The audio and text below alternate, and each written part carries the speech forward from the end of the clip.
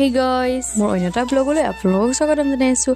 বিহু সাজত দেখি গম পাইছে চাগে মই জেং বিহু নাচিব যাওঁ, যিহেতু মই এবাৰ জেং বিহুৰ লগত সোমালোঁ আৰু আজি যাম আমি দুলীয়াজানলৈ।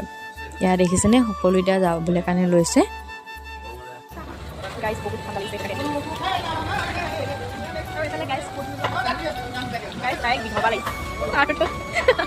আমি এতিয়া বৰ্তমান গাড়ীলৈ ৰখিছোঁ, গাড়ী অহা লাগে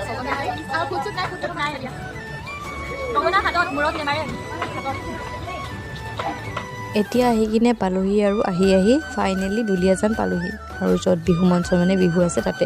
আৰু জানেনে আমি ইমান দেৰিকৈ আহিছোঁ, হ'লেও মানে শাখা নচোৱাই শেষেই হোৱা নাই। তাৰপাছত আমি আৰু কাপোৰ কানি ঠিক কৰি কিনে ইয়াতে গ'লোঁ, অলপ দেৰি বহিলোঁ ইয়াতে। আৰু ইয়াত ইমান ধুনীয়া চেমনীয়া হুঁচৰি দল দেখিছেনে, ইমান ধুনীয়াকৈ একদম মানে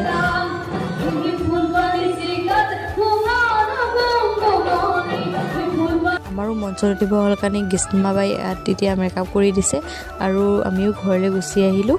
আৰু মোৰ ভিডিঅ'টো চাই কেনেকুৱা লাগিল কমেণ্ট কৰি জনাবলৈ আহিছোঁ। তেনেহ'লে বাই।